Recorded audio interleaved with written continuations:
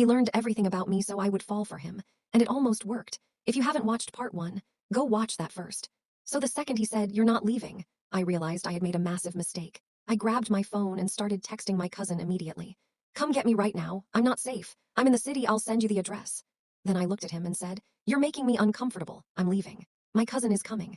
And he just looked back at me and said, "No, you're not." I didn't argue. I got up and walked straight toward the door.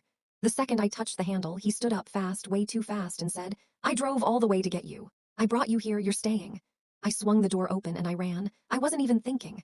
I was just running down the hallway, barefoot, heart pounding out of my chest. And then I heard it. Footsteps behind me. He was running after me, yelling, "Come back, you're mine. I'm not letting you leave." I was sprinting. But he's bigger than me, and he caught up. He grabbed me and stopped me right there in the hallway. No people around, no doors nearby, nothing. He grabbed my shoulders and said, "Just calm down. I would never hurt you." And I'm yelling, "Get off me. You are scaring me. I just want to go home." He kept trying to pull me back toward the apartment, and I kept saying no over and over. Then I looked at him and asked, "How do you know all of this stuff about me? Why are you acting like this? You're being creepy." The second I said that word, he snapped. His face completely changed and he started shaking me, yelling, "I am not creepy. You had a terrible life. I just wanted to show you what it feels like to be loved. I watched your TikToks for weeks. I learned everything about you so that you would love me." And I just froze. Because in that moment, everything clicked. The jewelry, the music, the questions, the artists, the bows. He didn't like the same things as me. He studied me. This was never a coincidence. It was planned, all of it, from the very beginning. So I stopped talking.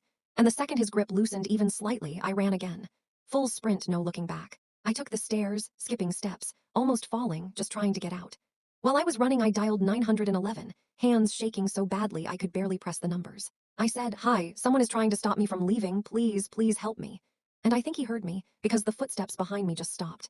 I didn't turn around to check. I kept running until I hit the lobby and then straight outside. I was standing on the street, shaking, crying, still on the phone with 911. And for a second I thought it was over. Then I looked up, at his apartment window. He was standing there, watching me, smiling. And in his hand was a printed photo of me, not from my social media. Not recent. A senior photo from years ago, a picture I don't even have posted anywhere. He was holding it up against the glass, just staring down at me, smiling. And that was the moment I understood that he didn't just find me on TikTok. He found everything about me. I don't know how long he had been watching me before that first DM. I don't know how many photos he has. I don't know what he knows.